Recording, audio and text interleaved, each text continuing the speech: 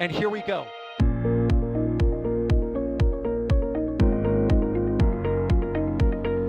There's the deluge. Here's ignition. Doubling up. Did it just do a Kerbal? Back to the moon and beyond. Put that in the big bag, Jingle. Back at home, we all have a lot of work to do, but from here, that sure looks like a perfect flow. Propulsion continues to be normal. We did have an observation. Equalizer. 343 unfolds to go. It's orange. Water towers can fly!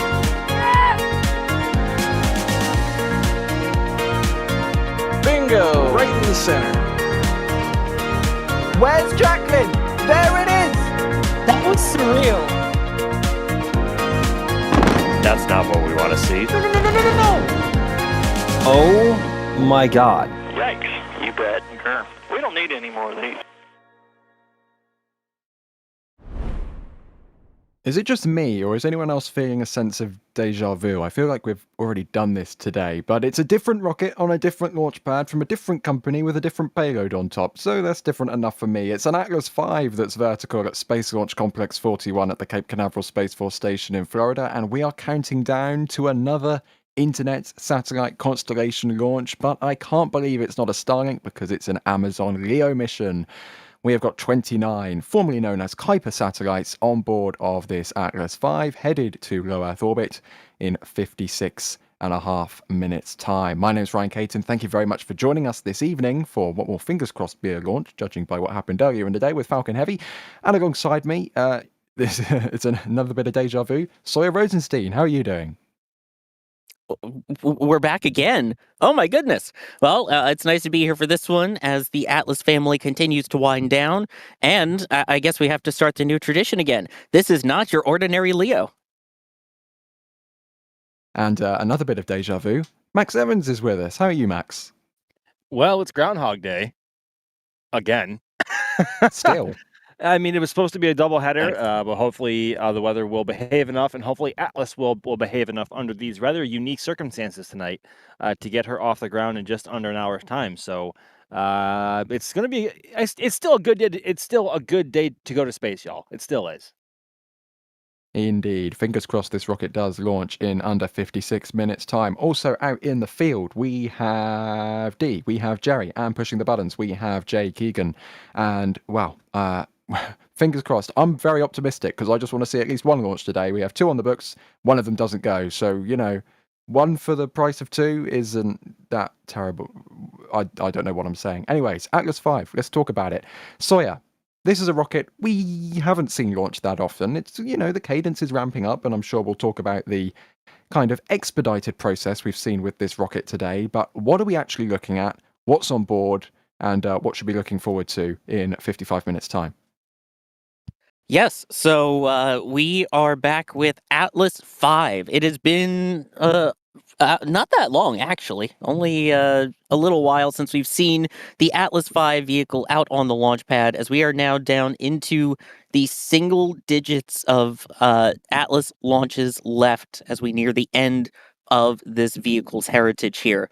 But tonight we do have the Amazon LEO-06 mission, bringing more of the Amazon LEO internet satellites, 29 of them in fact, to low Earth orbit. And this is called LA-06 because it is LEO Atlas 06. So all of that will hopefully take off in about 54 minutes, 30 seconds from now, which will include that RD-180 engine roaring to life, and boy does it roar, and the 5 GEM 63 solid rocket boosters on the side. And of course, on top of Atlas is the old reliable Centaur 3 upper stage. So lots of good things hopefully to come on this mission with the payload deployment. And yeah, as you pointed out, part of the reason this is not your ordinary LEO launch is the fact we've had as many of them already in 2026 and how quickly this one came about.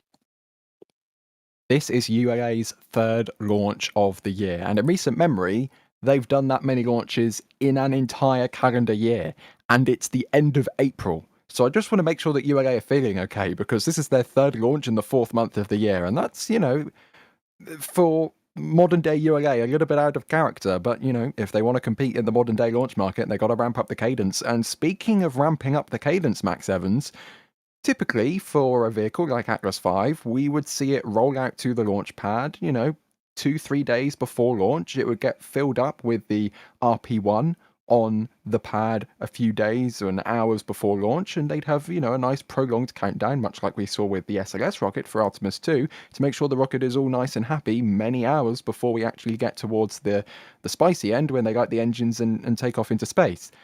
They rolled this rocket out this morning. Literally this morning when Jerry and I actually got to the press site to get ready for Falcon Heavy this morning. So their ULA's normal procedures from what we've seen is they like to roll the rocket out 2 or 3 days beforehand, usually targeting around 9 or 10 o'clock in the morning. That is just the pattern that we've observed over the last couple of years on their front. And we were quite shocked to see that Monday was still on the calendar and we hadn't seen Atlas on the pad as of yesterday. And it was only just getting to the pad this morning. Like it was just at the right set of lightning towers there when I pulled in this morning. So I was shocked to see that. But then, of course, I saw ULA's post that they are testing a more rapid countdown to further demonstrate operational efficiency for a more rapid launch cadence going forward with the rest of the Atlas line, and of course with Vulcan once that is back in action. As it's, I very much admire it. I really do. But it almost feels like ULA is trying to kick Atlas out of the nest forever. Because we've seen, this is the second one we've seen in, what is it, a month and a half almost, not even. And there's only, 2 or 3 more non-Starliner assigned Atlases left after this. So this feels like they're like trying to kick it out of the nest, which is kind of sad because Atlas V goes back a long time, about 2 decades now, if not a bit more, and it has heritage going way back into the 90s and 80s, if not even further. Just in terms of the actual hardware that we're seeing. Of course, Atlas itself goes all the way back to the 1950s. But after Atlas V, there's no Atlas 6 or Atlas 7. It's all Vulcan at that point. So I believe Atlas is the oldest American rocket currently flying operationally. And it's kind of sad to see it go, Atlas V. Well, you say a month or a month and a half ago, I had to do a double take looking at this because I just looked it up on Next Spaceflight, available online and in the iOS App Store and Google Play Store. The previous Atlas V launch was 24 days ago. Oh, goodness me. Okay, It so was not even a month after- ago. It was after the launch of Artemis 2. It was while Artemis 2 was flying around the moon. That's when the last Amazon Leo flight was, April 4th. Right. Wow. Very early morning hours, 1:46 local times, 5:46 UTC.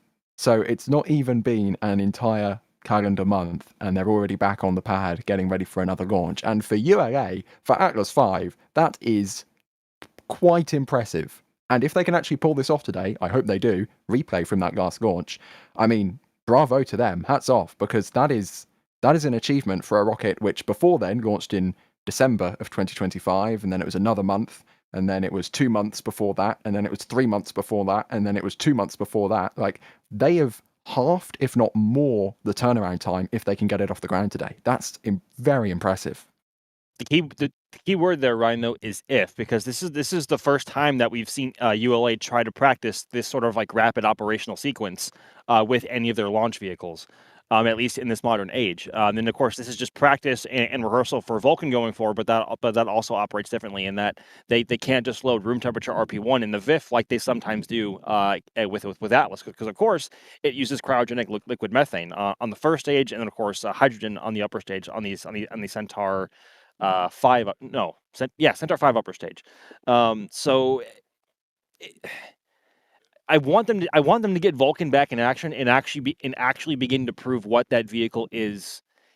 I want to see what Vulcan can really do. But at this point, we're 2 years into Vulcan's lifespan yet, and it's only flown 4 times. And after 2 of those flights, they've had to stand down for well, after Flight 2, they had to stand down for 9 or 10 months while they had to investigate the first nozzle anomaly on Vulcan Cert 2, and then of course we had another one of those on the recent mission for the U.S. Space Force with the 4 SRB variant of Vulcan. So it's nice to see with Atlas, but again, like I was saying earlier, this feels like they're trying to kick Atlas out of the nest and move on to what's next, and rightly so. But like they're doing that, and Vulcan isn't even ready yet, so it's a bit of a head scratcher. Yeah, we will be talking about that as we continue to see that sparky replay on the left-hand side from the previous Atlas V flight. Oh, yeah. We might be seeing something like that again today. Who knows? Just putting it out there. We'll of course be talking about this expedited turnaround with this mission as we progress throughout the hour. But very briefly, before we even went live, we have gotten some incredible support. So it is only right of me to thank these people helping to make the show happen, because we are NSF. We're not NASA. We're not funded by some big $1 million conglomerate media agency. We are an independent spaceflight news media outlet. We're a group of space nerds who come together and bring you live views of rockets from all over the world. And the only reason we can do that is because of the support that you guys give us. First of all, thank you to everybody who's turned out to watch us live. If not, we'd be talking to nobody, and that would be a little bit weird. But an especially big thank you to the people who are financially able to contribute. Not required, not at all asked for, but if you can do it, it is so great. We are so grateful, and we are very, very appreciative. First of all, Utopia J gifting 5 Red Team memberships. I think they did it twice. They did some a good while ago, and they just did another batch. So thank you. I think that's 10 overall. And then before we even went live, Robert Keeper 1045 did a $200 super chat. That we're not even live at that point. That is incredible. Seriously, incredible. Thank you. I don't know what else to say, but thank you. That is beyond words how grateful some of you people are. And Robert, thank you so much, because that is a considerable amount of support, and we are eternally grateful for support like that.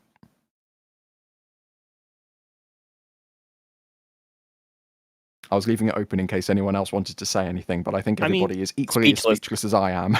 Exactly. It happens every single time that we see support of that magnitude. It's like, I don't even know what to say, honestly. Like, I don't, like, thank you doesn't do it justice, but I don't know what else to say other than just thank you so much.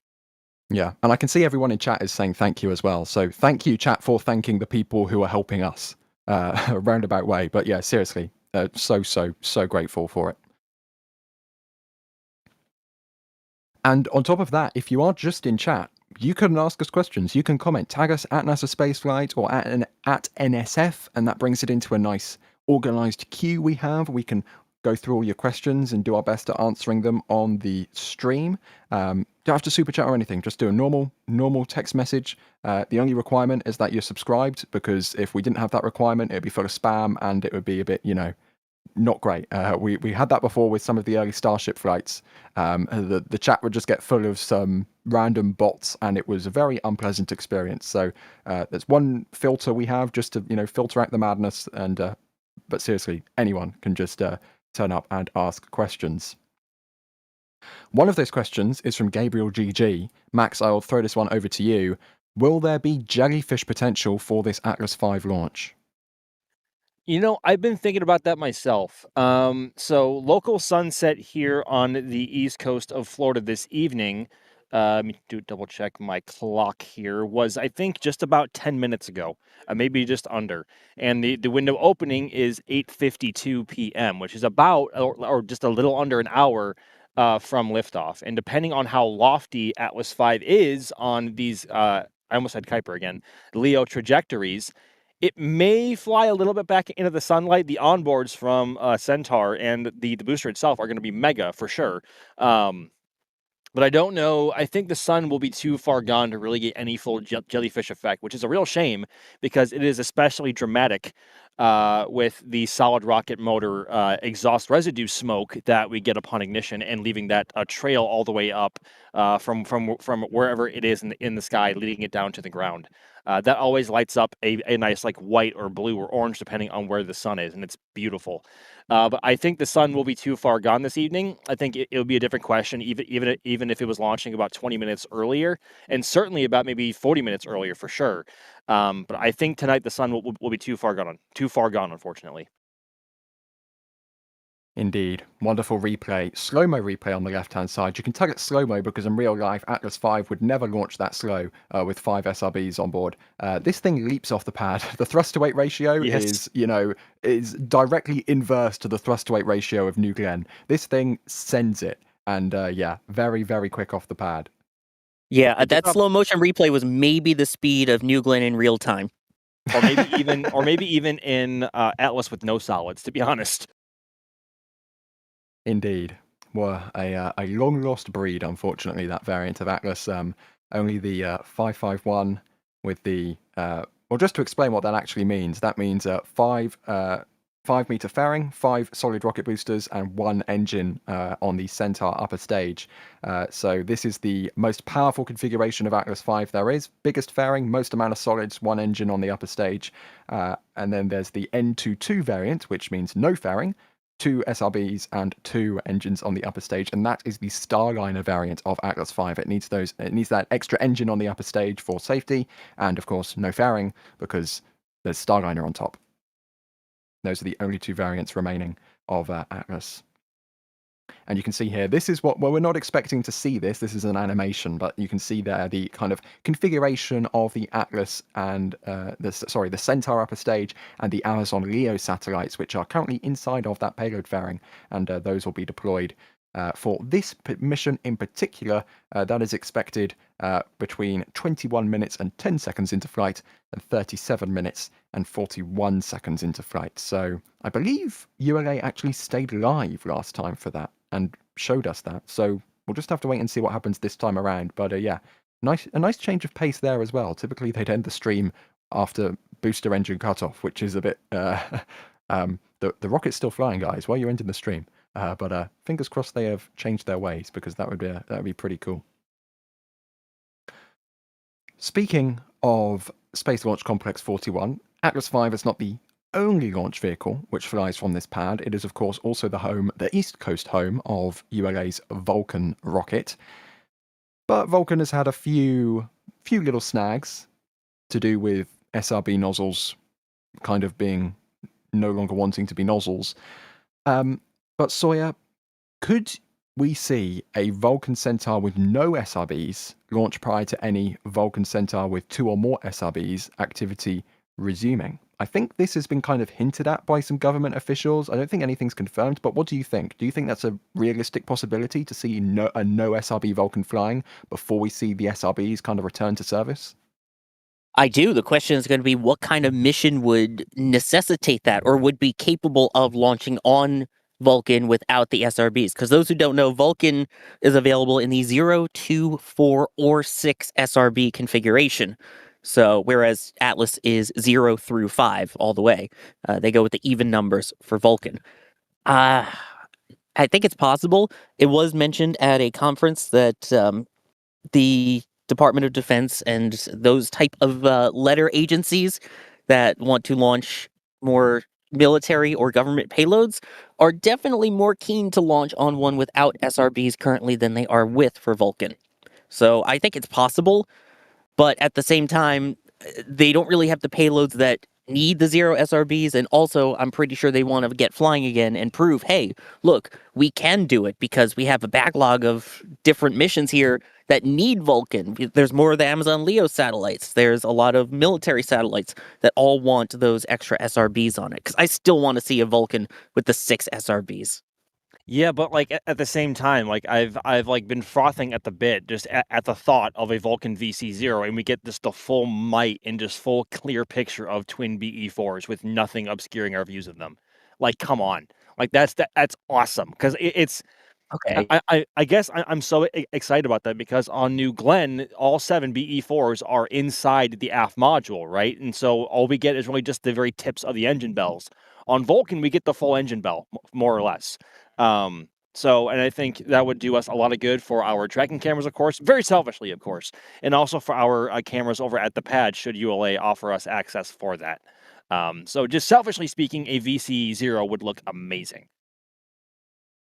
Okay, I And they agree. also It's and fair they point. also had and also because of the thrust of the twin BE4s and how heavy a fully fueled Vulcan core is, they would actually have to underfuel the booster to just to have a thrust to weight ratio above 1-to-1.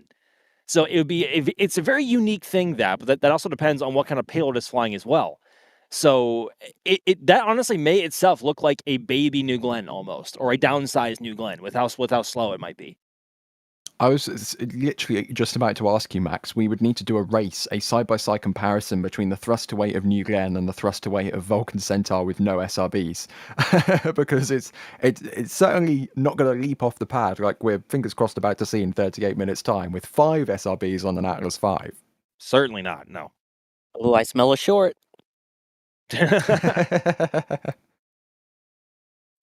Okay, we are getting so many good questions today, so do keep them coming. Tag us in chat at NSF or at NASA Spaceflight. A bit more of a philosophical question here. Hardwired is asking, why are they phasing out Atlas V? Sawyer, I will throw this one over to you. Well, as we mentioned, Atlas is an old rocket at this point. Is it reliable? Yes, but it's been around, like Max was talking about, going back 20 plus years with heritage dating back, decades at this point. And they want to be able to compete with some of these other companies, especially with New Glenn getting into the picture. There's a lot more launchers getting in the game, and ULA wanted to switch up their heavy lift game. So they're consolidating as well. So they got rid of Delta 4. They're going to phase out Atlas 5. And then next up, it will be all in on Vulcan. So it can do those sort of lighter payloads like you were talking about with no SRBs. It can do the heavier lift payloads with the 6 SRBs and anything in between. So that's kind of the reason why. And also that way they don't have to rely on the Carolocks that they have currently, and they can upgrade to the methane with the BE4s. They've upgraded the Centaur on Vulcan from Centaur 3 to Centaur 5, which is even more powerful, which Centaur is an absolute beast of an upper stage. It's one of the best ever built. So it's nice to see the upgrades to that. I guess that's mainly the reason why. Centaur is so good that NASA wants to boot off the exploration upper stage for SLS and put a Centaur 5 on top instead. Oh yeah, and I forgot the other key point is the core stage engine that they use is the RD-180, which the R is Russian. So those were Russian-made engines that were built in Ukraine. And if you've been keeping up with geopolitics recently, you can know why a Russian engine that's supposed to be made in Ukraine is a problem, especially on a U.S. rocket.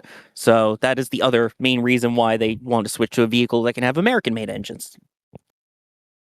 I should point out though that was an ask from the U.S. Air Force or Space Force, then Air Force, and just the American government as a whole, well before that actually kicked off about 4 years ago now. I think back when Vulcan was still a baby, there was a competition between New Glenn and I think it was Aerojet Rocketdyne between which manufacturer would win the contract to supply Vulcan's core engines. And of course, as we know, Blue Origin won that contract with the BE4, and the results speak for themselves.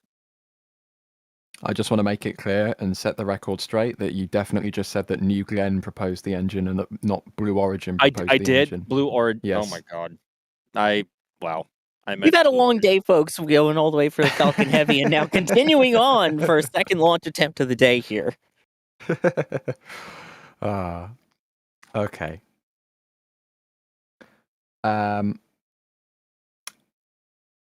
Actually, yeah, I'm going to hit this question. We have a North County Rail fan, a little bit kind of Atlas adjacent, talking about Vulcan. What are your thoughts on Dream Chaser? Any chance of it launching on Vulcan this year? Oh, what do you think, Sawyer? Oh, of course, you throw it to I'll start me, with Sawyer. the guy who's been writing all the articles on it. I want to see it fly. who doesn't want to see another mini space shuttle, and one that isn't super secretive like the X-37B, where we know it exists and you've got people on the ground tracking it, but we don't get to actually see it do something in space. I think what happened with Vulcan with the SRB certainly isn't going to help, especially when you have to ground the currently only launch vehicle that they're contracted with to launch this thing.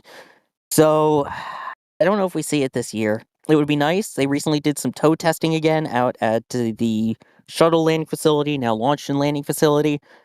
I'm hopeful that we see it next year, but I don't think we're going to see it this year, especially now with Vulcan's hiatus. What do you think, Max? I don't know if we're ever going to see it, to be honest with you. And I hate saying that. I'm sorry. Wait, is the rocket venting, or was that just Ryan who was shook? I mean, That was my depressed vent at the words Max just emitted from his mouth. We have talked about this on the Flame Trench before. It's just like Sierra Space was hyping this thing up to fly at the very end of 2024. I remember being in Ohio, seeing it mated to oh gosh, was it what's the shooting star module that it's attached to and launching with, supposedly. And there was so much hype there. There was so much excitement. And I love Dream Chaser. I do. It's long overdue to do what it's been built for, right? But they've had so many problems with the Sierra Space, and there's been so much of God. It's gone way over budget, and where have those funds actually gone? Like it's not even close to being ready yet. And they made a big deal of it being here in Florida, undergoing tow testing and everything. And then what really kind of set me off is it was here in Florida for a very long time, supposedly getting ready for launch. And the only reason why we know it's not here anymore is when U.S. Secretary of War Pete Hegseth was on his tour of freedom. We saw it in the background at Sierra Space's HQ in Colorado. They never mentioned that they were bringing it out of Florida. Like, that was the first time we saw it over there. It's like, what are you guys even doing? Like, are your problems really that bad to where you have to keep it secret that you're not keeping it in Florida? Like, that's unacceptable. Like, it's so problem-ridden. I don't know if we're ever going to see it fly, to be honest. And that compounded on top of the woes Vulcan is seeing right now, I think by the time it's ready, there isn't going to be a market or demand for it. So I don't know if we're ever going to see it fly, to be honest with you. Hey, so folks, if you like this spicy take on things, we have the Flame Trench every Friday, 5 p.m. Eastern, where we go into these kind of topics and get to discuss them with you. And again, like I feel awful saying that. I don't want to say that, but just based on what we've seen from Sierra Space and also just with our eyeballs here, like, nothing's adding up. They're going backwards. They were supposed to launch 2 years ago, and they're going backwards. Like, that's like we've seen this pattern before, guys.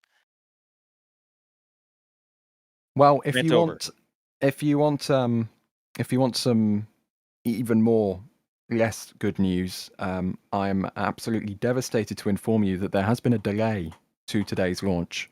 It is going to be taking off 90 seconds later than before. I know, absolutely devastating. Absolutely devastating. Darn the T0 time has slipped from 52 minutes past the hour to 53 and a half minutes past the hour. I don't know if we can wait that long. Yeah, I don't know. I don't think we have the bandwidth for that, guys. I don't know. But there you go. ULA launch director Eric Richards has instructed the team to coordinate a new launch time of 8:53:30 p.m. Eastern Daylight Time, which is, they forgot to put the colon in, 005330 Coordinated Universal Time. And also worth noting at this point in the countdown, you'll notice the clock is continuing to count down for the L- clock. Their official T- clock is in its planned hold. So the way that they do their countdown is a little bit strange, and so they have built-in holds in there. So they are currently at T- 4 minutes and holding, but you'll notice our clock isn't stopping. So L- will count down to the actual T0 to launch. It does not stop. Whereas the L- clock that they work on does have pauses built into it so that they can go over their systems, check everything, and make sure that the rocket and the spacecraft and all of the ground support systems are healthy and that the weather and the range are clear.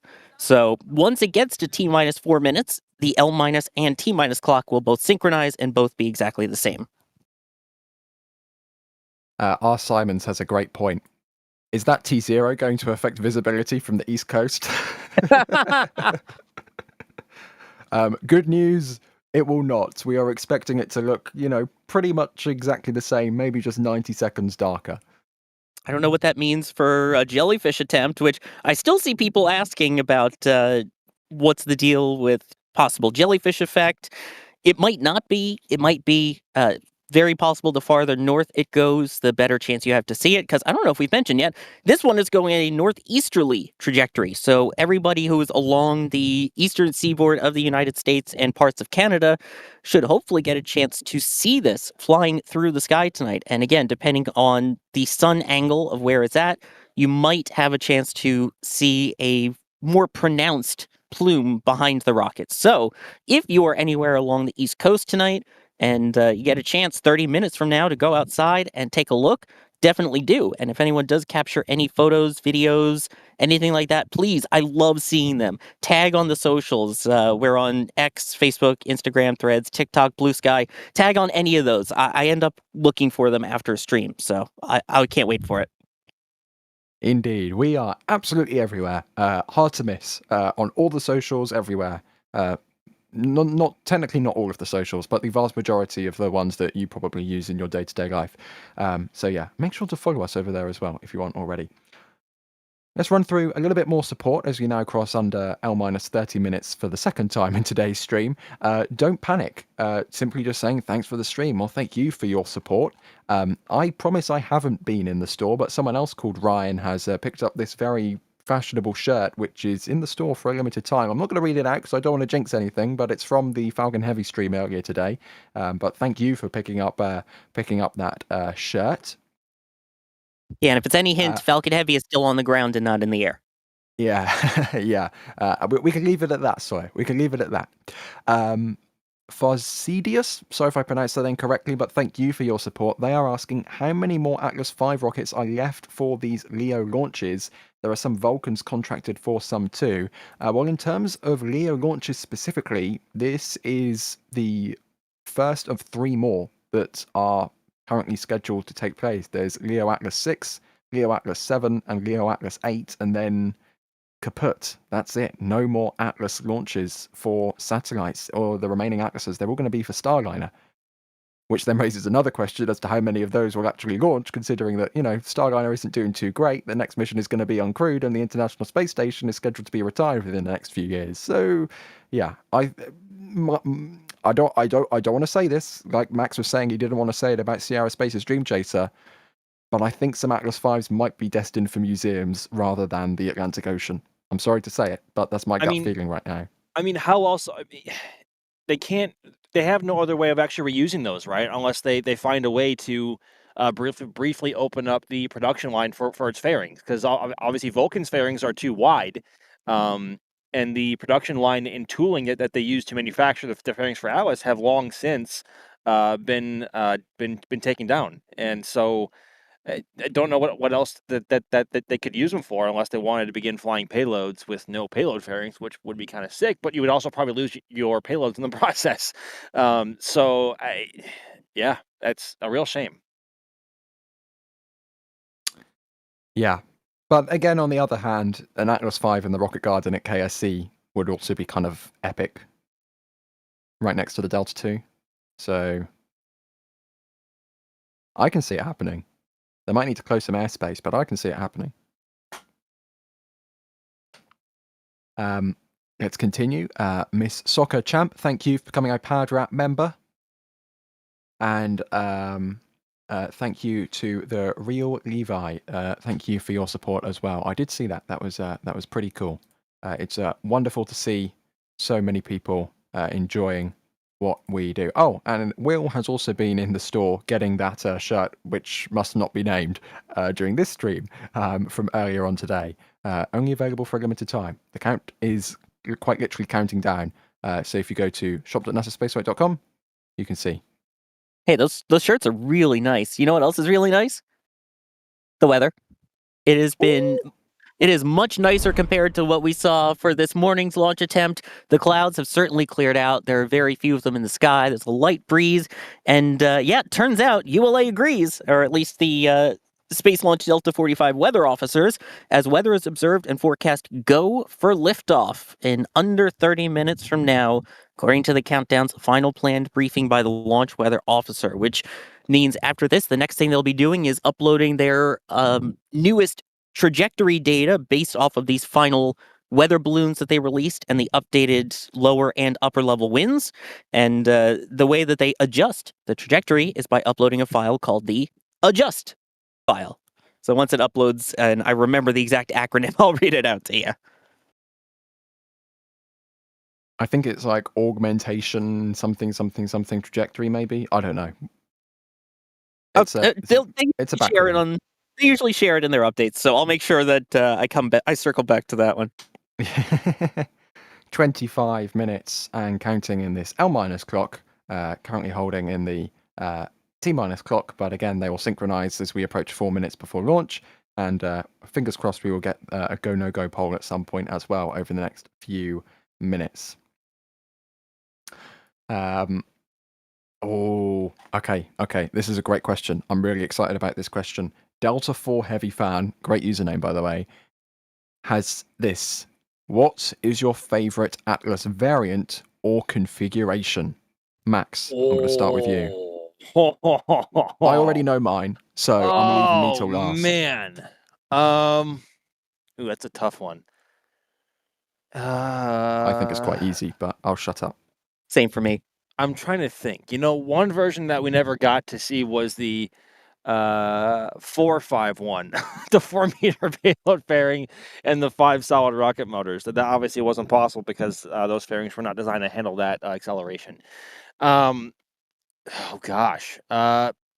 Probably the 411 or the 511, the slider and big slider, because those had severely asymmetrical thrust, and the RD-180s had to compensate basically by going all the way to their gimbal lock, and even then, it was still sliding horizontally off the pad. It was awesome to see on both variants, and I never actually got to see one, unfortunately, but those are pretty epic. But also, I have a soft spot for the 501 as well, with no solids.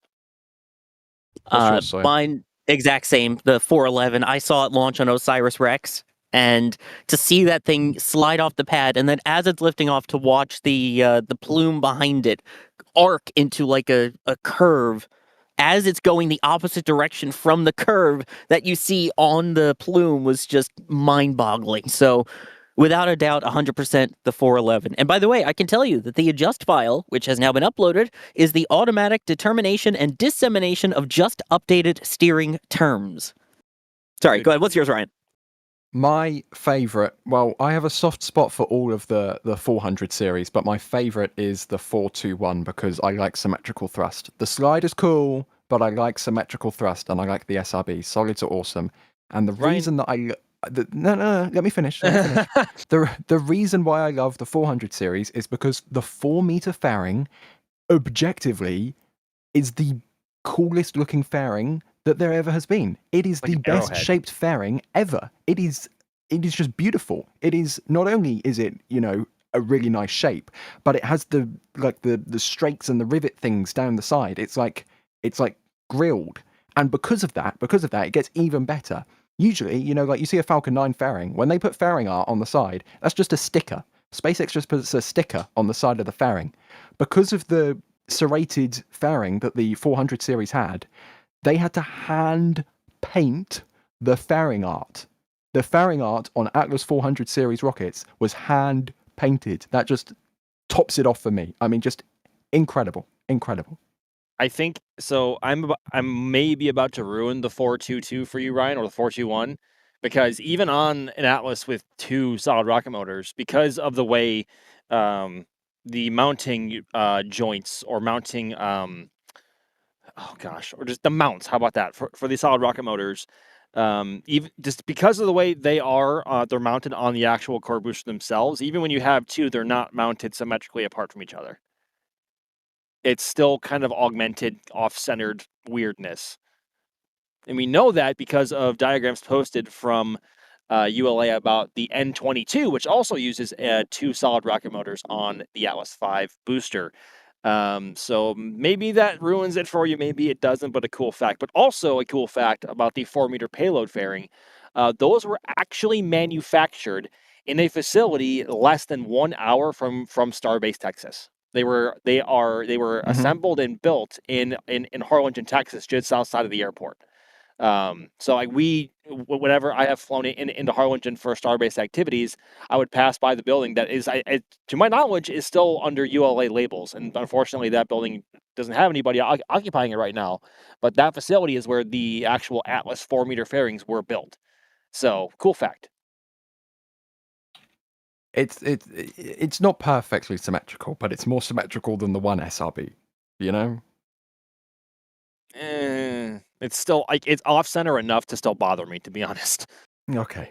It's no Vulcan. It's no VC2. Like that's perfectly symmetrical. But Yeah, that's the most symmetrical you can get. Although the VC2 does bug me slightly because when you have the side on it's the side on view.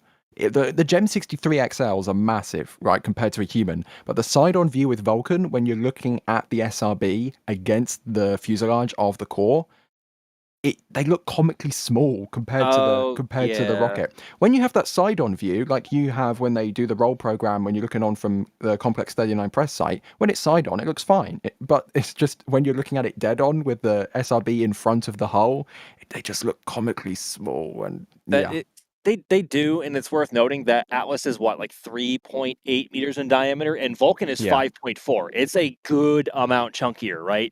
And that being said, though, like the Gem 63 XLs there on Vulcan are the same diameter as the normal Gem 63s on Atlas.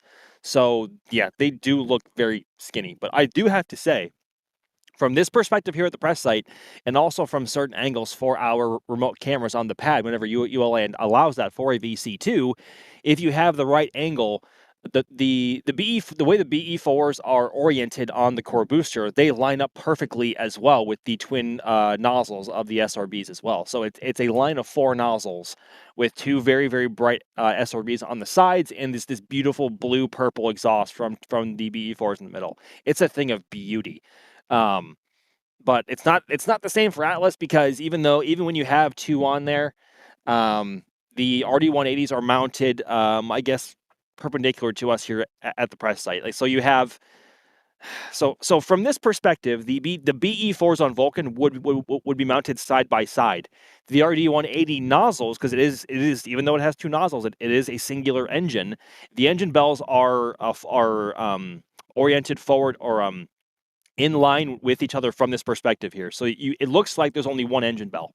So Atlas is a very tricky beast to photograph from that point, especially. And also, it's incredibly bright with the combination of the RP1 mixture and the SRBs. But I think Vulcan is objectively, maybe subjectively, the prettier rocket. But Atlas has a whole bunch of charm itself, and also the fact that it works. But hey, yeah. I have a personal thing for rockets which have a change in diameter, which is the reason why I love the Ares 1, because it has a change. It widens and then thins. Like there's a similar thing going on with Atlas. It has a change in diameter, but I digress. Yet you liked the 4-meter. We've geeked out about Atlas 5 variants and Vulcan for almost 10 minutes now, so we should probably move on as we progress towards launch, which according to ULA is still on for 17 minutes time, so we will continue counting down to that point in time. Very important question for you, Sawyer. Overly Curious Cat is asking, how are the mosquitoes? They're out. They're not too terrible because where I am is near the water, but there's a lot of wind. If you head over towards the sort of boardwalk area that there is over here at Cars Park, but otherwise not horrible. I think it was worse when we were out setting up remote cameras the other day for Falcon Heavy than it was at this moment right now.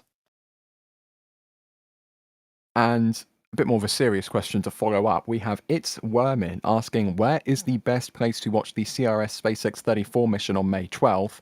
And the reason I asked that is because it's taking off from literally the next door launch pad at Space Launch Complex 40. So, what any tips for seeing that launch take off?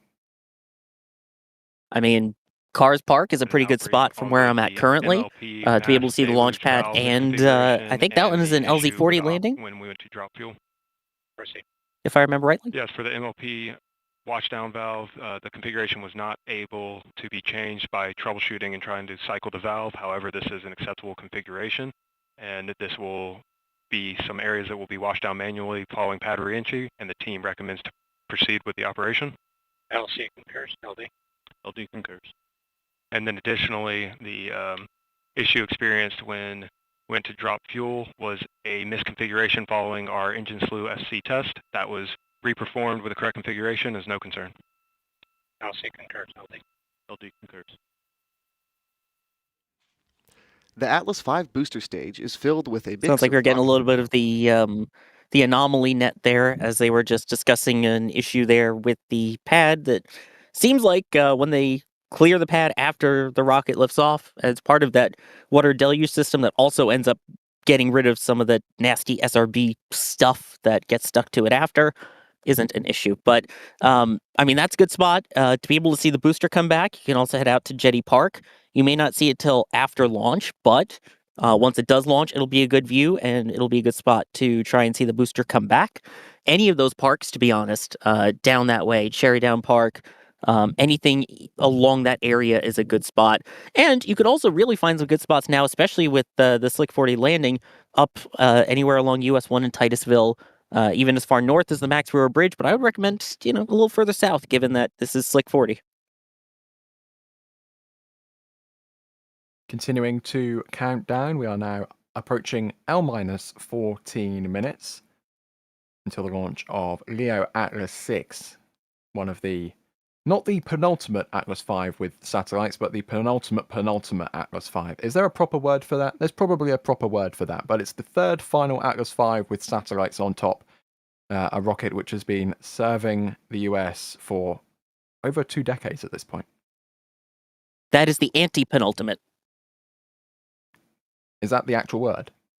Yes, that is a legitimate word. Yes, it is you got the final, the penultimate, and the anti-penultimate. I learned something new today. And there you can see on the right-hand side, that's a live view inside ULA as controllers monitor all of the systems continuing to count down towards launch this evening. Let's see here. Seoul SpaceX News is asking, was Atlas V used for the Mars rovers to get to Mars? And I believe at least 2 Mars rovers have launched on Atlas V, Sawyer. Yes, you've had Curiosity and Perseverance both launching on an Atlas V from this exact launch pad. Trying to remember exactly which variant. I think it may have been the 551. I'm trying to remember. I was there for both of them. I can't remember it. But yes, they have launched 2 of them. I think it was, the 540. The 541. I could be wrong. Yeah, though. 541. Yes. And then going back before that, Spirit and Opportunity, the OG twin rovers, those were launched on Delta II rockets way back when they launched. What was that? Early 2000s, I think it was 2000. 02, and they landed in 03. And they were launched maybe I think it was 2 or 3 weeks apart, not even. So yeah, those were, one was flown on a quote unquote normal Delta II with the standard size solid rocket motors, and the one that launched later was launched on the Delta II Heavy, which had the which had the SRBs from the Delta III rocket. Rest in peace. So yeah, right. But still, so yeah, they did. They launched on Atlas, but the last one to launch was back in 2020, so a long time ago. You're not going to like this, but remember the thing I said a few minutes ago about having that I like rockets which have a change in diameter? Oh no. Yes.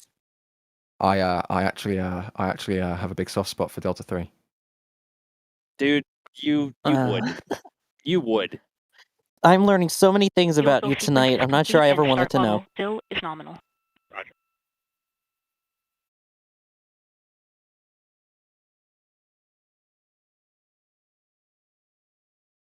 The fuel fill sequence is complete. And we are continuing to count down. Everything sounding pretty good from what we're hearing from ULA. Now 11 minutes to go until launch. Very grateful to ULA for interrupting so we don't have to talk about Delta 3 and my affection for it.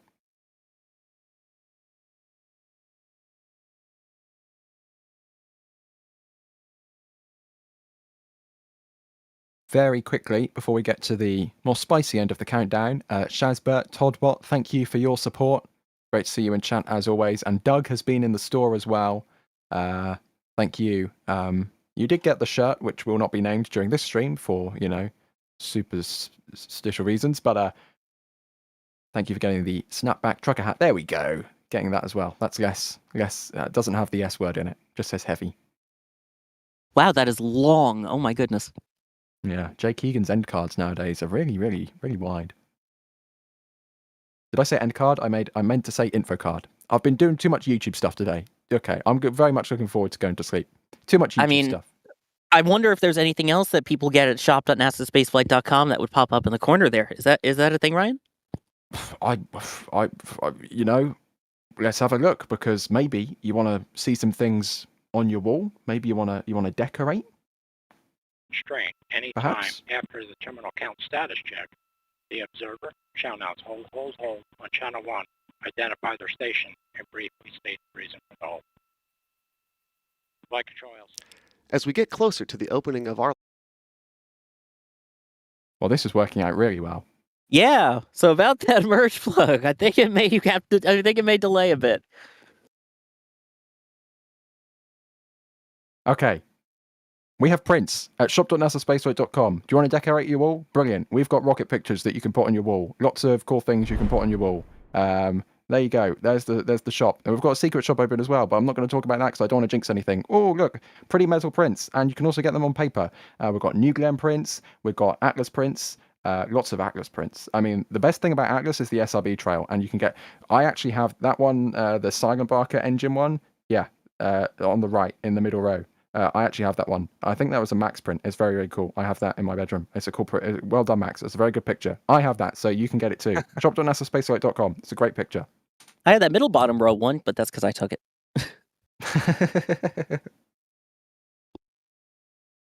There you go. I don't know if that briefing is going to continue on. 7 minutes. So usually that occurs at L-7 minutes, which again, and at the 4 minute mark, that is when L and T minus clocks converge. But yes, that should be that final poll, hopefully, coming up in about a minute here. Prior to the status check.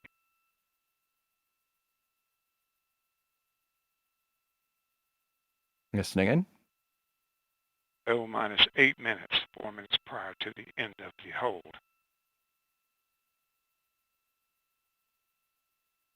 Very briefly, I will say thank you, Max. Enjoy watching the launch. Give us a good track. Good luck. Bye-bye. Thank you very much, everybody. I'll see y'all on the other side.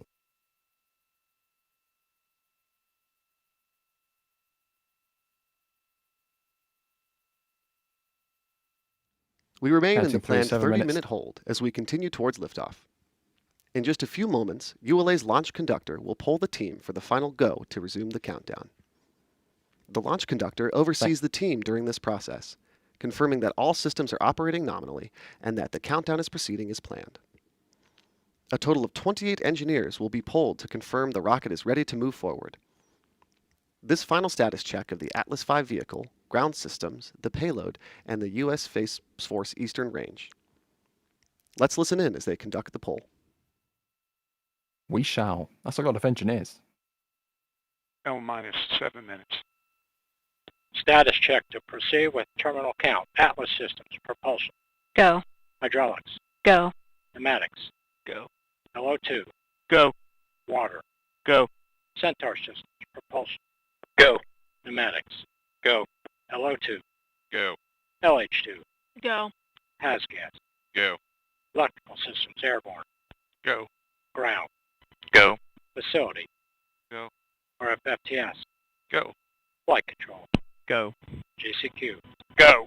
Op support. Go. Com. Go. Umbilicals. Go. Environmental control systems. Go. Red line monitor. Go. Quality. Go. Op safety manager. Go. ULA safety officer. Go. Vehicle system engineer. Go. Anomaly chief. Go. Range and weather. Go. Launch director. You have permission to launch. Proceeding with the count. ALC. Verified T0 is set for 005330. Verified. Pulling. There we go. T0 time is set for 005330 coordinated universal time. That is in 5 minutes and 40 seconds time. He didn't ask if we were go, and he didn't ask if chat was go. So I'm going to do that for us. Chat, I hope you are go. I see a lot of goes in chat right now. I'm go. Sawyer, are you go for launch? I am very go for launch. And because of that, I will bid you adieu, send you on your way, enjoy taking what will hopefully be wonderful pictures of this launch, and enjoy watching it as well. This thing's going to leap off the pad. It's got 5 solids. Nothing to complain about with this one. Absolutely not. Hopefully all goes well, and I will join you all after launch to regale you with my tales. Thank you very much, Sawyer. 5 minutes until launch now. We are 60 seconds away from the L- clock and the T- clock converging. As a reminder, ULA, just like NASA, does things a little bit differently than you might be used to with SpaceX. SpaceX uses the terminal count all the way down throughout the countdown. ULA has built-in holds in the Atlas V countdown, so they have a few instances where they pause the countdown, the T- clock, on purpose. We are currently in one of those holds. They've been holding it onboard views. Look at that. You can see the ice. That's awesome. That's around a vent, by the way. That's normal, so nothing to be concerned about there. But some ice buildup around one of the vents on the core there. That's really, really, really neat. Anyways, I got distracted. So at L- 4 minutes, we will switch over to the T- clock because for the last a little whiles now, we've been holding at T- 4 minutes. That hold will be released in 10 seconds from now. And then that terminal count will take us through the final moments of the countdown as Atlas prepares for launch. And we are now in the terminal count of Amazon Leo Flight 6 on Atlas.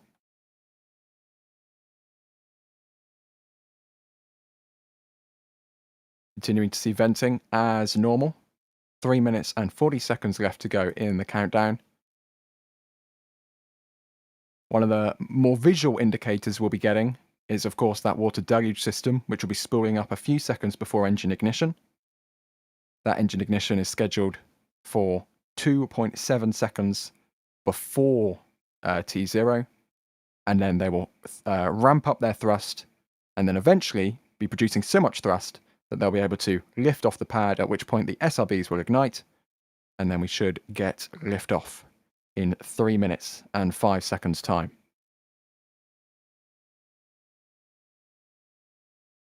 As we continue to count down, we will also, I believe, be getting a final sort of go-no-go confirmation, where we will get the famous Go Atlas, Go Centaur, Go name of the payload, which is always awesome to hear. So fingers crossed we'll be hearing that over the next 2.5 minutes or so. But as we sit here at 2.5 minutes left to go until launch, the first stage is still in liquid oxygen replenishment, keeping the LOX tank on that stage topped up, full of cryogenic prop. Of course, that first stage is powered by RP1, which is that super refined kerosene, and liquid oxygen as the oxidizer. Centaur upper stage, on the other hand, on Atlas V, that's the Centaur 3. That's powered by liquid hydrogen and liquid oxygen. Those have been getting fueled up over the last few hours in this much more expedited countdown and turnaround than we've been used to as of late with Atlas V and Vulcan for that matter. The start command has now been issued to the launch sequencer as we pass through 1 minute and 45 seconds until launch.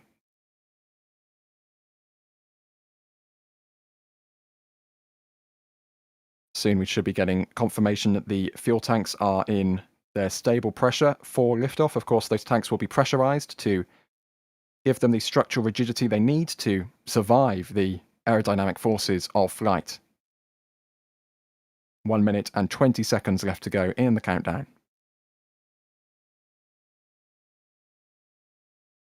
The vehicle's safety system has now been armed. So we pass through 1 minute and 5 seconds. 60 seconds until launch. Venting has died down, as expected. The range is green for launch. 50 seconds left to go in the countdown. We'll be getting that final status check in 20 seconds time.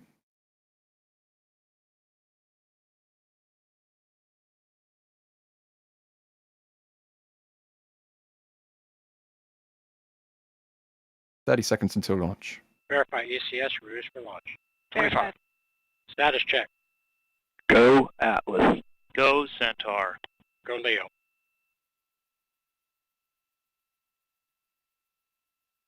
"15 seconds."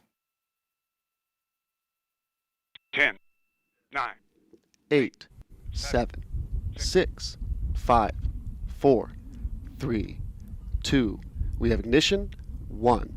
Ignition and full thrust. And liftoff of United Launch Alliance Atlas V rocket, carrying another 29 satellites from Amazon. These spacecraft will deliver fast, reliable internet to customers around the world.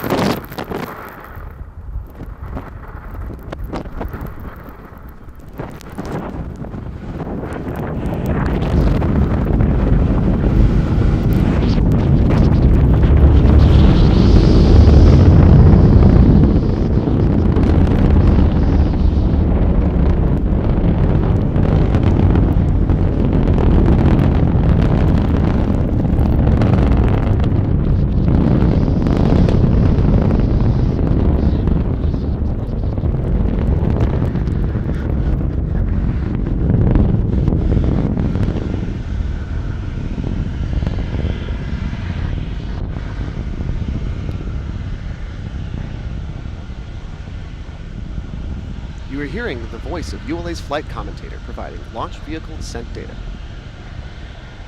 Engine continues to operate nominal. In about 15 seconds, the first stage engine will throttle down to prepare for separation of the solid rocket boosters.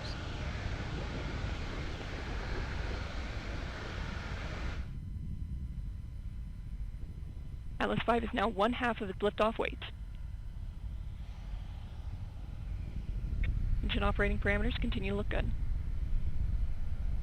This is Atlas Mission Control at L plus 1 minute and 39 seconds. We're coming up on burnout and jet. For the 100th time in 2026, that's an orbital launch attempt from Earth.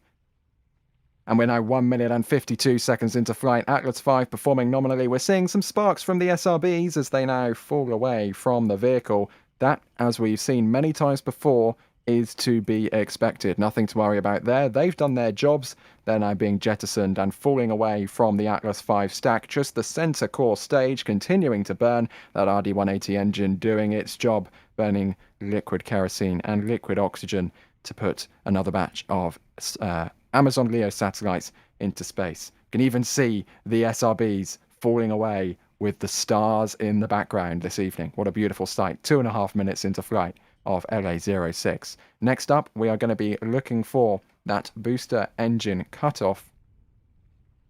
Just before, we'll have a payload fairing jettison, of course, but then we were looking forward to BECO, 4 minutes and 21.9 seconds into flight. So we are approaching payload fairing jettison.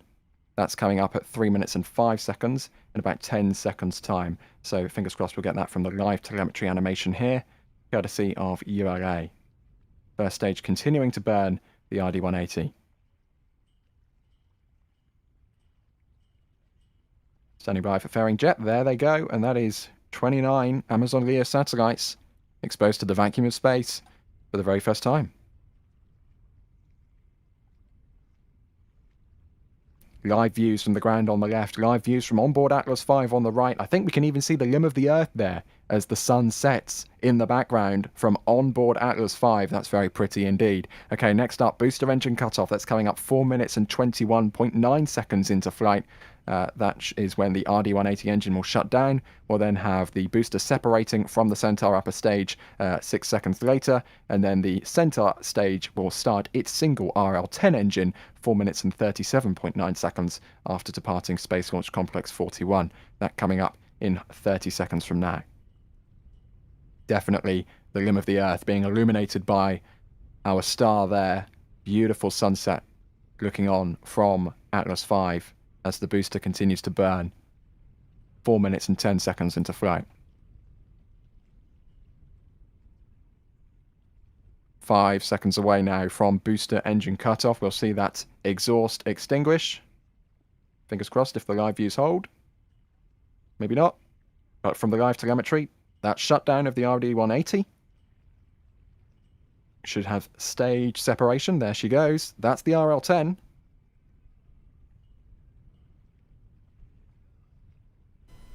And illuminated by the sunlight. And full thrust. That's ignition. RL-10 is running nominally.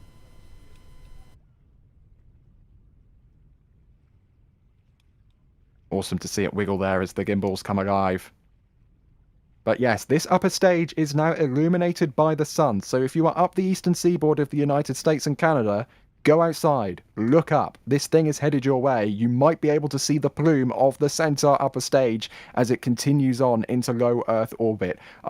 Keep the stream running on your phone so you can listen into the commentary, but go outside and look up, because this, if it's visible, could be very, very pretty indeed. This rocket and wonderful replay there. Very, very useful ULA.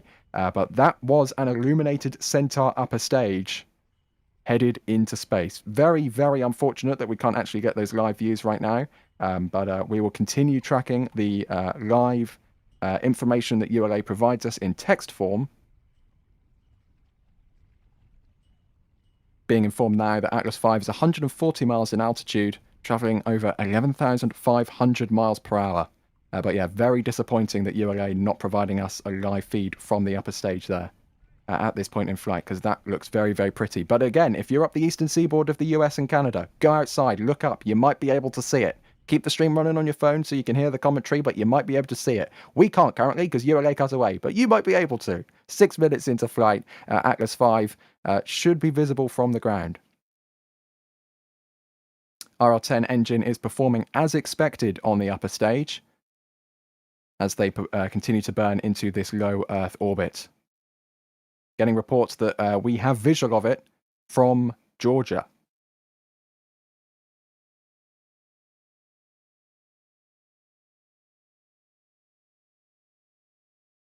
Six and a half minutes into flight, Centaur is continuing to burn.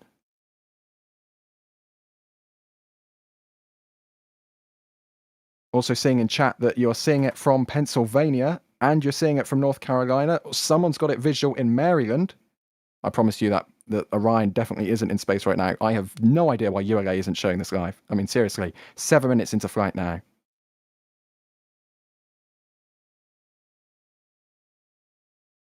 Got visual reports of it in North Carolina in chat. It got someone in Illinois who can see it. New Jersey, that's to be expected. Someone can see it in Tennessee. This is incredible. Someone's in Massachusetts, hasn't seen it yet. Well, stand by, it's still heading your way.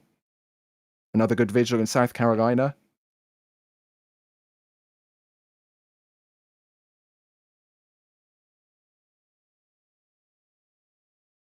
Got some visuals in Virginia. Someone's saying visual in Florida. I mean, I'd hope so. That's where it launched from. Can concur. There was visual in Florida. Thank you, Sawyer. You're 7 minutes and 45 seconds into flight.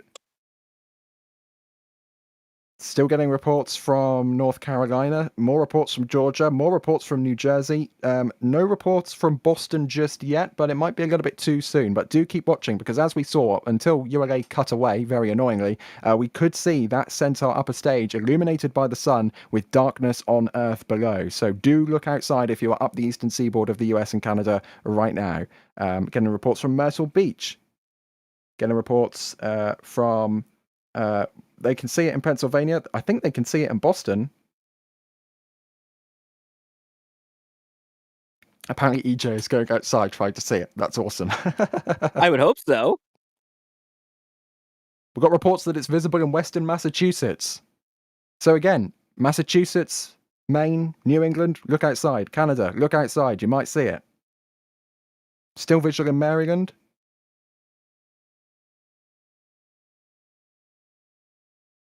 Someone in chat is saying that they've got visual of it in Berlin. I think you might be looking at something else there. And we have more people confirming that they can see it in Boston.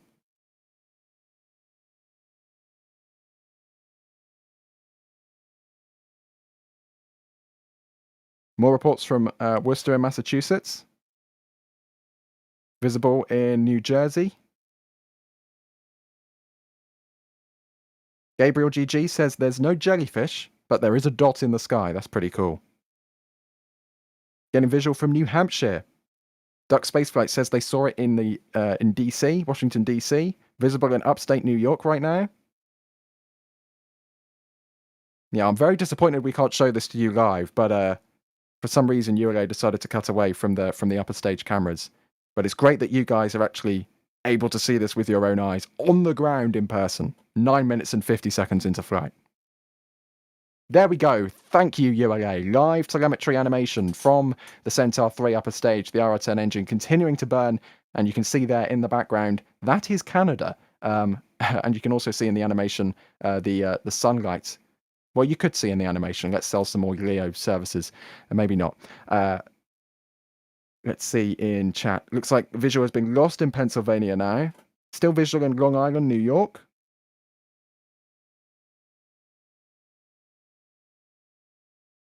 Getting more confirmations that it was visual in North Carolina.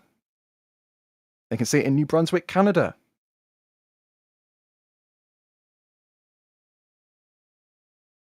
Wendy says it wasn't visible in New Zealand.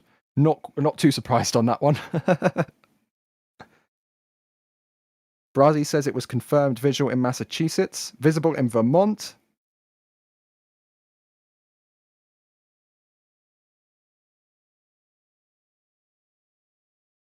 Getting more confirmation that it was visible in Pennsylvania. That is awesome. EJ reporting he saw a flash, apparently.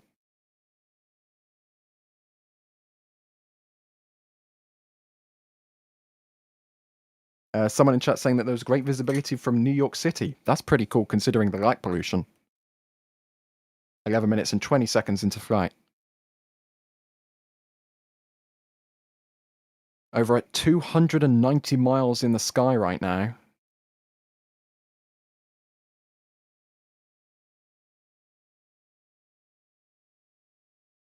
Our 10 engine on the Centaur upper stage continuing to burn. 11 minutes 40 seconds into flight.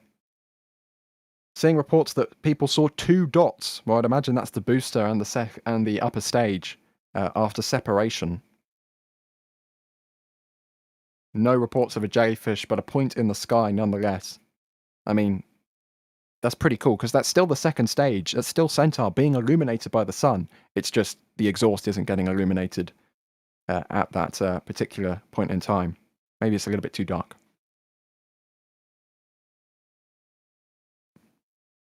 More people saying that they saw it in New York and in Connecticut. That's a long ways away. Yeah. Someone's saying they can't see it in Missouri. Might be a little hard done by there. Yeah, it might be a little bit too far west there. 12.5 minutes into flight.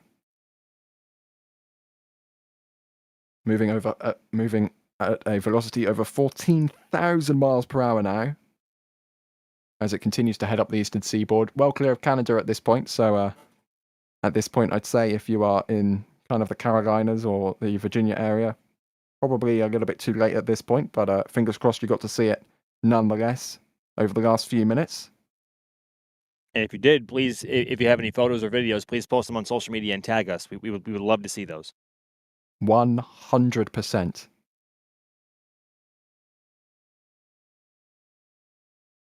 People that saying that they couldn't see it from California. I mean, slightly wrong coast there, ever so slightly.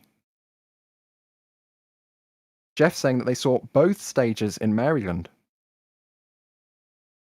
Same reports from Connecticut, 2 dots, no plume. 2 dots is still pretty cool.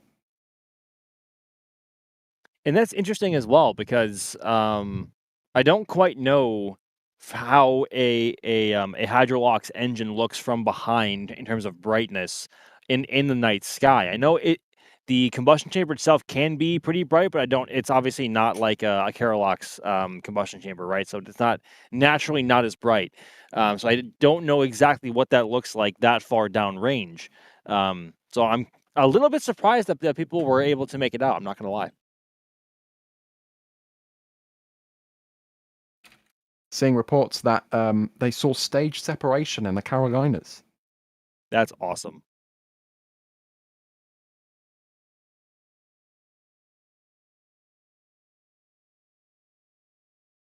Saw that as well from Maryland. Wow. Stephen didn't see anything from the Wyoming coast. That's unfortunate.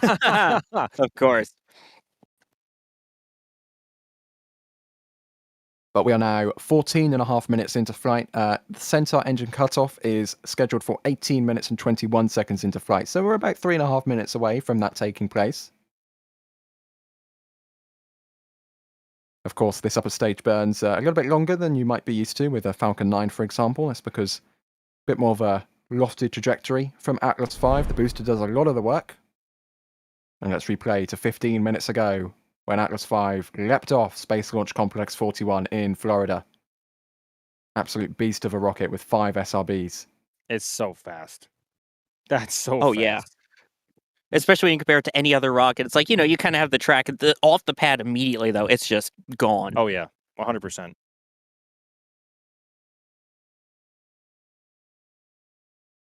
It's so fast. And you can see the light changing as the SRB plume, the shockwaves go into the plume. That's what I'm trying to say. Let's look on from the Launch Complex 39 press site. It's This literally lights up the like sky. a sunrise, yeah. Yeah. I mean, this is essentially the brightest engine combination you could possibly have between a Carolox liquid engine and then also solid rocket boosters on the outside. Like that's about as bright as it gets. Besides those massive SRBs on SLS, but this is still a very bright combination. Let's listen in to the sounds of liftoff from our camera.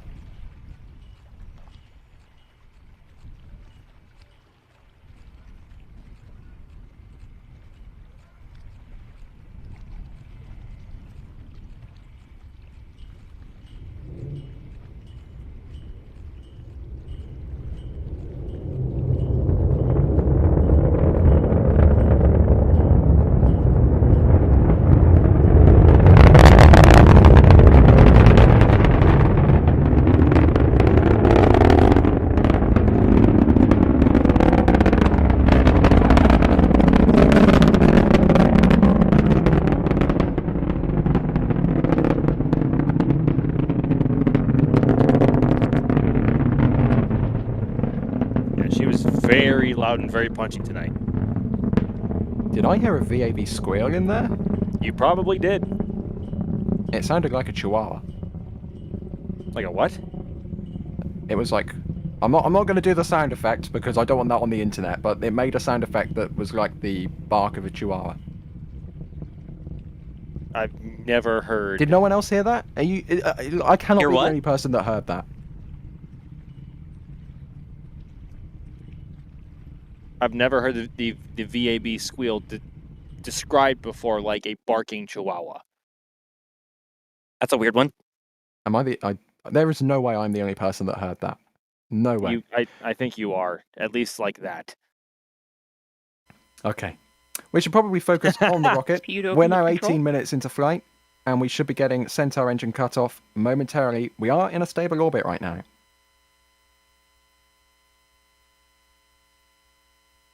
Listen in to And United we have Launch main Alliance. engine cutoff. Approximately 2.5 Confirming that minutes to spacecraft separation. Confirming the RR10 engine has shut off. And we will have separation of those, almost called them Kuiper satellites, those Amazon LEO satellites, all 29 of them in a couple minutes' time. That's scheduled to begin at 21 minutes and 10 seconds into flight.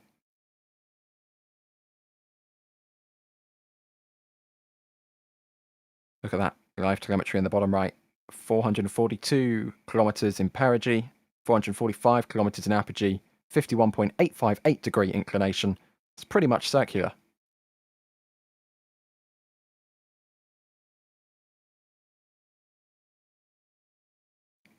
"19 minutes into flight."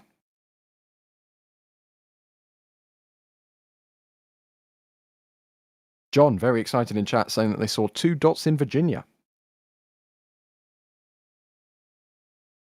I will say on this one, it was really clear enough tonight to, once the SRB started falling away on this one, you could really see them, and you could tell as they're kind of flipping, because you'll see this bright flash of it, and then it'll disappear, and then the flash will come back, and it'll disappear as they kind of tumble back. And these ones, for those who are a little worried about it, because I just had a couple people who came up to me who were watching the stream and were asking about the sparkiness on the SRBs. The GEM 63s tend to be a little sparkier of late, but very different from the observations that we'd seen in the past. I mean, at this point, I think we should just accept that that's just how these SRBs burn. That's just how they normally behave.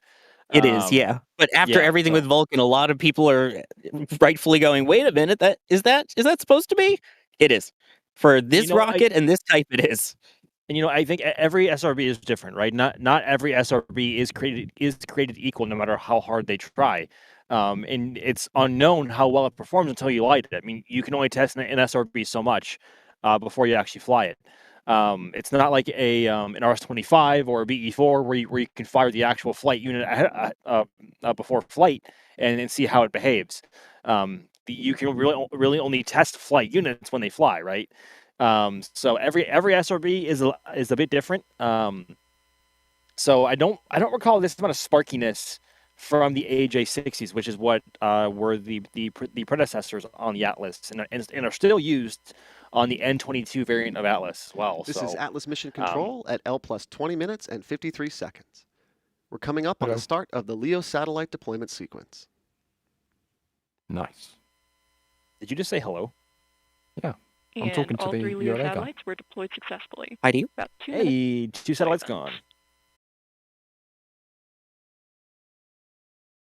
This deployment sequence is roughly 15 minutes long. It starts at 21 minutes and 10 seconds into flight. It concludes at 37 minutes and 41 seconds into flight. So they do a few at a time. They do deploy them in batches. Of course, you don't want to spin off all 29 at once. This isn't like the Starlink, which is kind of flung out. These are individually deployed from the Centaur upper stage. If I remember rightly, they go 3 at a time until they get to the last batch, which is only 2.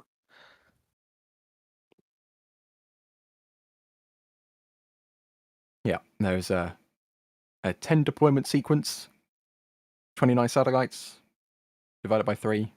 You get 9 deployments of 3 satellites, and 1 deployment of 2.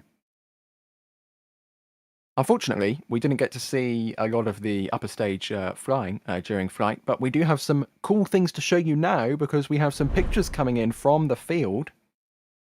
First is from Dan, who is in Georgia, and this is what ULA wouldn't show us live. This is Dan, who saw the booster and the upper stage as they flew past his house. As we all know, Dan is well known for his photographs. I think he's the #1 photographer here at NSF. I smell a metal print. We need that as a metal print in the shop. Yeah, usually Dan has, Dan has a built-in watermark on his photos because his finger is usually in the corner. It's like burned into the actual sensor on his camera. Oh my gosh! This picture from Sawyer, who set up by the water. Yeah, I don't know who's this guy. Well, that's a wonderful streak shot. You can really see there the more lofted up it goes with the booster than we get with Falcon 9 and the like, which go a bit more sideways, a bit more quickly. Yeah, you see the little gap where the SRBs separate away too, right near the top of that curve. There's that random little dark spot in the middle is where they separated. Satellites. And we do have good indication that all 3 LEO satellites were deployed successfully. Approximately 2 minutes to our next deploy event. Another 3 LEO satellites headed on their merry way.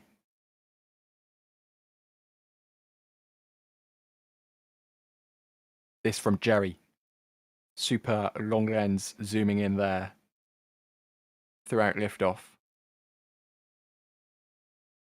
You can also see on the right-hand side the animation. If you see Centaur rolling, that's intentional. They are getting into the correct orientation for the next separation event. Another picture from Jerry on the left of liftoff. Just clearing the lightning protection wires there, which you can see illuminated by the plume of that RD-180 engine and 5 SRBs. And this is another great picture from Jerry. You can actually see the 5th SRB in the plume of the RD-180 as it gets cool. jettisoned. Wow. Nicely done. You know, I do have to confess, I am a little bit jealous there because I ran into some camera issues literally mid-track. The camera itself, unfortunately, lost power, and I have boiled it down to a bad cable. So sorry about that, everybody. The track was going really well until then. I was very happy, and then all of a sudden, boom! The feed froze on my monitor, and I was like, "Oh no!" So yeah, very jealous. I didn't get that, but I'm very glad Jerry did.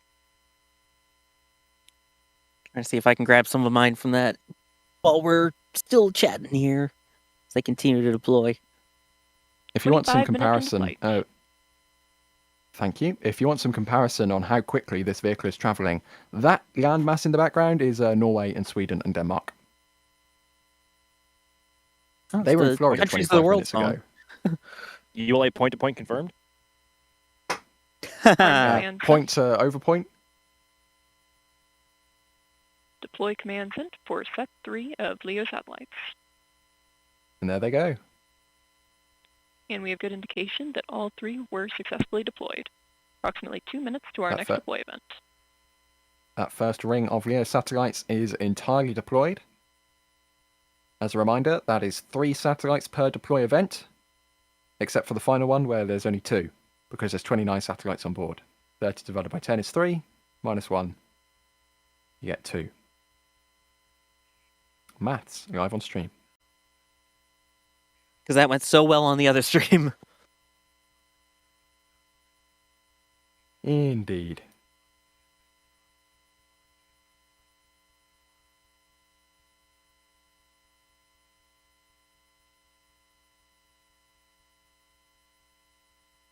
"26 minutes and 20 seconds into flight. 1 minute to spacecraft separation event 4. You want some more geography? Because you can now see the Baltic states in the background. See Finland, Estonia, Latvia, Lithuania. Bit of Poland there as well for good measure. Mr. Map living up to his name. What can I say?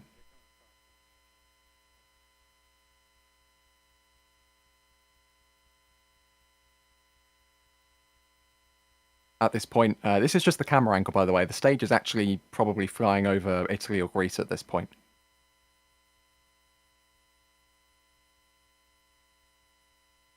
The deployment sequence started before the stage was even over the European mainland. It was still over the Atlantic Ocean. And it will continue going through this deployment sequence. So it's over the Indian Ocean. It's going to cross the Middle East. Yeah. Deploy command sent for set 4 of LEO satellites. And next all batch of 3 3 satellites were deployed successfully. Less than 2 minutes to our have next been deployed deployment. successfully.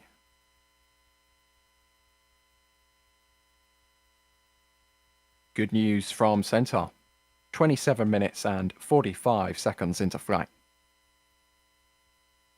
Centaur is one of the most reliable upper stages. It is a beast of an engine and of a stage. It is quite literally a legendary stage. We have another picture to show you guys. We've got a spacecraft separation attitude. We've got a picture from John, who hosts our Cape Cams at the entrance to Port Canaveral. I spy a little bit of a jellyfish. Not a full jellyfish, 1 but minute a little, to our next deploy event. A little droplet of a jellyfish, perhaps. This is looking dead on with the rocket as it lifts off a few minutes into flight above the Atlantic Ocean.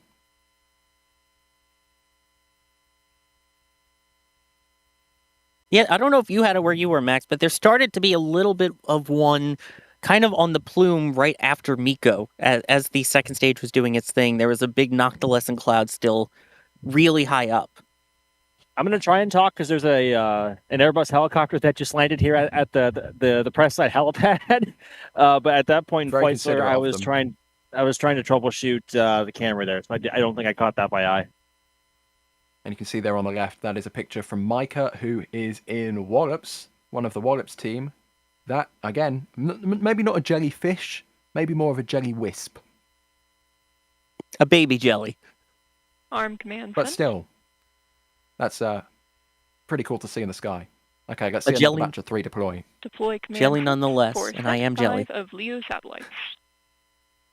And all 3 satellites were deployed successfully. Less than 2 minutes to our next deploy event. Off they go. 29 and a half minutes through into our flight. spacecraft separation sequence. Performing our roll to our next spacecraft separation attitude. Making good use of the reaction control system thrusters on the Centaur 3 to reorient for the next deployment sequence.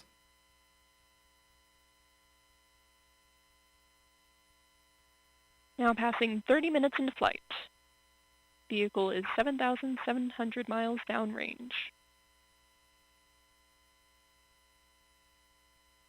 You can read out the miles or you like ULA, 1 but we minute. can see in the bottom Spacecraft right you do separation measure in event 6. kilometers.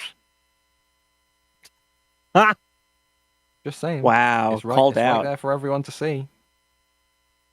It's America 250. Show the freedom units. Or show the units the rocket actually measures in before it's converted for the public affairs. Yeah, fine. I have to say, it doesn't feel like this rocket lifted off 30 minutes ago. And despite the fact that I was just reading chat for 10 minutes of this flight, because they weren't actually showing us anything, time flies when you're having fun. I love to see an Atlas launch. The rocket is so cool. And yeah, it's wonderful. Thank you to ULA for actually staying live beyond booster engine cutoff this time, showing us, even if it is an animation, but showing us the telemetry of the payload deploy. And as a quick teaser, if you want to stick around, we have an ultra slow-mo tease from DYs coming up after this separation. Deploy command sent for set 6 of LEO satellites. Another 3, off they go. And we have good indication that all 3 satellites were deployed successfully. About a minute and a half to our next deploy event. 90 seconds, Jay. Let's show the tease. Show us the slow-mo. Oh, that's cool.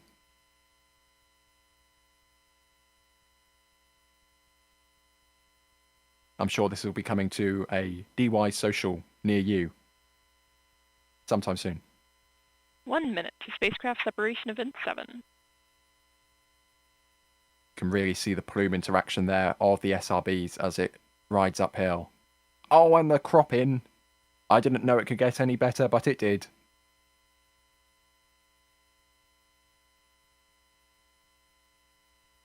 That is, I'm really looking forward to seeing that in full resolution.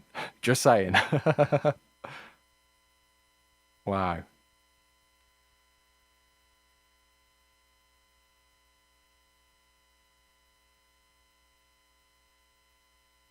You know, I'm really looking forward to using this camera on the next Vulcan launch. Oh, just in case the SRBs don't work. Just in case. I want them to work, but just in case. Yeah, please. Please, Vulcan is pretty. I want to see it fly more. Yeah. A firm to that. Arm command Okay, sent. we are just moments away from the 7th of 10 deploys. Deploy command sent for set 7 of LEO satellites. Oh, she said it! She's in Kuiper! Oh my god, she did! Yes! Even the launch provider knows that Kuiper is the best name, and that is written into the history books, that is recorded on the internet forever. Oh my gosh. My life is fulfilled. As many times as I've messed it up, it's kind of nice to hear the official broadcast mess it up. I mean, we've all had that little flub, right? We've all done that, and it's nice to know we're not alone now. I've almost said it multiple times on this stream, but I've been fortunate enough to catch myself before I said it. and I replaced the Kuiper with Leo. But I mean, we're all vulnerable. Kuiper is undeniably the better name. I'm just saying. I mean, fewer people knew what it is, but that made it defined because it was like, oh, that's the internet constellation. Not 30 we're seconds talking to Leo, spacecraft the separation event 8. Leo the Lion, Leo low Earth orbit, which is where these satellites are currently being deployed at as we hear the next deploy event. Standing by for the 8th set of 3. Any second now? Perhaps? Arm command sent. Deploy Hold in command chat. sent Will she for say set Leo 8 or Kuiper? of Leo satellite. She said it again! She did it again! Yeah! I This feel is so the bad. one I've had on Were a stream deployed for a long successfully. time. Approximately a I minute feel and a so half to our bad next for her because I deployment. know how much you could hear her giggling too. I know how much she has to say it, but oh man, I feel bad for her. But it's also nice to know we're not alone in this of messing up the name. Third time's the charm. Third time's the charm. We've got 2 more deploys. Chat, which will it be? Will it be Leo or Kuiper in the next separation? In the meantime, we've got a picture from Jerry from the launch, a plume picture. Whoosh. That is spectacular. A little bit of not quite a jellyfish, more of a tentacle, perhaps. 30 seconds to spacecraft separation event 9.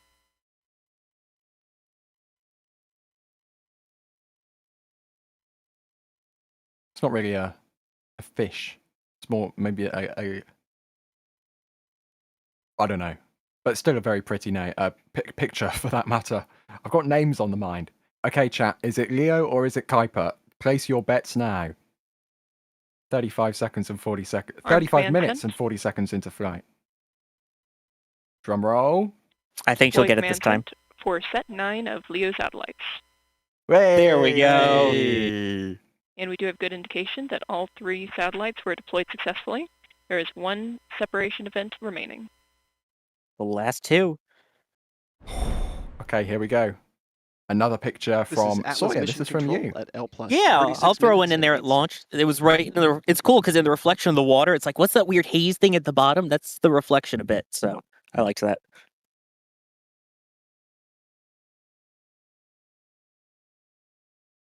It's really cool to see the refraction. Look at me using physics That's words. the word. Yeah.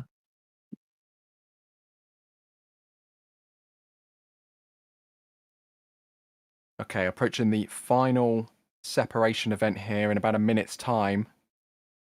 And then that will wrap up Centaur's job for today, at least in terms of deploying the payloads for Amazon. There is a re-entry zone for Centaur, so it will be deorbiting itself to not create space junk.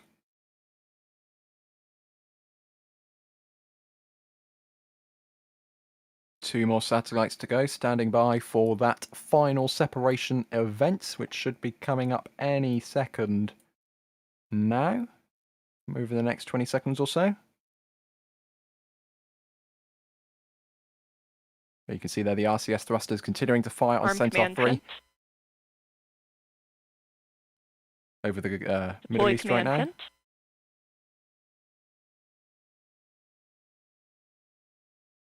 All LEO satellites have been deployed successfully. Congrats. When it mattered, it was LEO. That LEO satellite in the background got very small very quickly. It like shrunk away and like zipped off into the background. I do hope the real satellite did not do that. A little quirk of the animation there.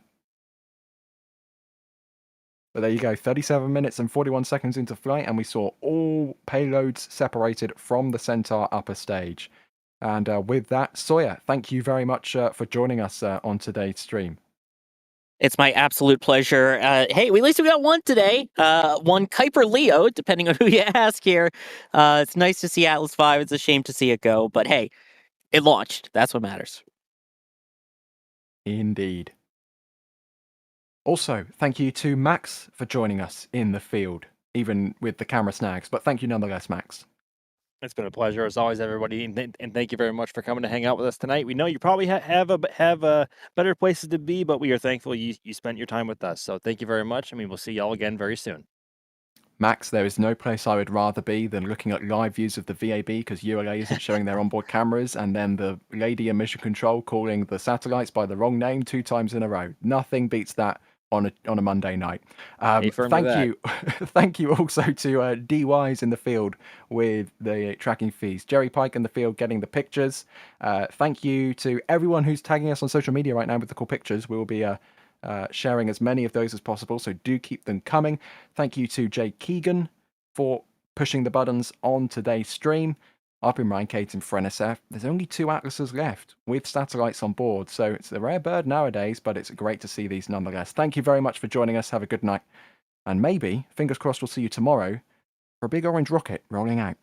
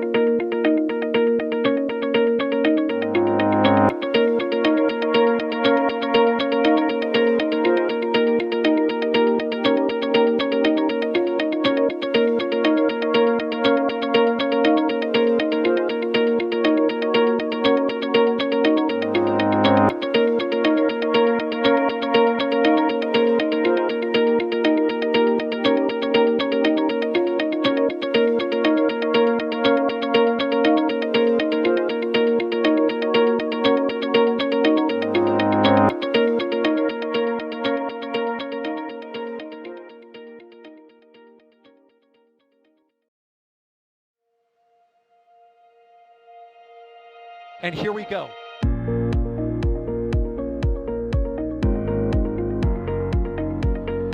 There's the deluge. Here's ignition. Roger roll, Atlantic.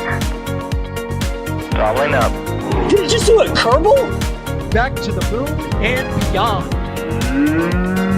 Put that in the big bag, Jingle. Back at home, we all have a lot of work to do, but from here, it sure looks like a perfect world. Propulsion continues to be normal. We did have an observation. 343 unfolds to go. It's orange. Water towers can fly!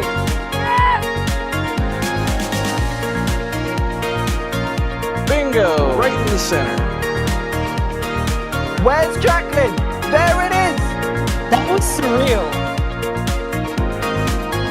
That's not what we want to see. No! Oh my God. Yikes, you bet. We don't need any more of these.